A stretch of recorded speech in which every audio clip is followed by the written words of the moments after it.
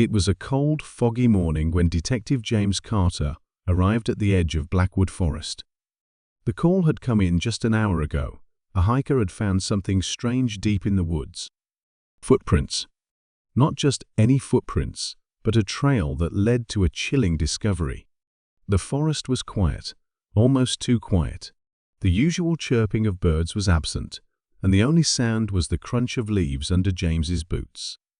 He followed the hiker, a young man named Tom, who had stumbled upon the scene earlier that morning. "It's just up ahead," Tom said, his voice trembling. "I didn't touch anything, I swear. I just saw the footprints and followed them. Then I saw—" "Well, you'll see." James nodded, his sharp eyes scanning the ground. The footprints were clear, large, muddy and uneven, as if the person had been running. They led deeper into the forest, weaving between the trees. James took out his notebook and began sketching the prints, noting their size and pattern. After a few minutes, they reached a small clearing. In the center lay a man's body, face down on the ground. James knelt beside the body, carefully examining it. The man was dressed in a suit, now torn and dirty. His hands were clenched into fists, and there were scratches on his face and arms. "Do you know him?" James asked Tom. Tom shook his head. "No, I've never seen him before. But look over there." He pointed to a tree a few feet away. James stood and walked over to the tree. Carved into the bark was a single word: forgive. The letters were jagged, as if carved in a hurry.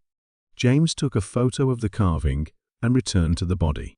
He searched the man's pockets and found a wallet. Inside was an ID card. The man's name was Richard Blake, a businessman from the nearby town of Willow Creek. James also found a small, crumpled piece of paper in the man's pocket. It had a series of numbers written on it, 12-4-9-1-14. James frowned. What did the numbers mean? A code? A date? He tucked the paper into his pocket and continued his search. The footprints around the body were chaotic, as if there had been a struggle. James noticed something else, a second set of footprints, smaller and lighter, leading away from the clearing. He followed them, with Tom trailing behind. The trail led to a small, abandoned cabin hidden deep in the forest. The door was slightly ajar, and James pushed it open carefully. Inside, the cabin was dark and dusty.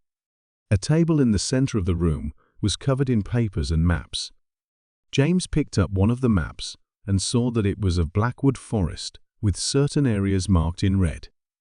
On the table, he also found a journal. The pages were filled with notes about the forest, strange symbols, and more numbers. The last entry was dated the previous night. "I've found it. The secret of the forest. But they're after me.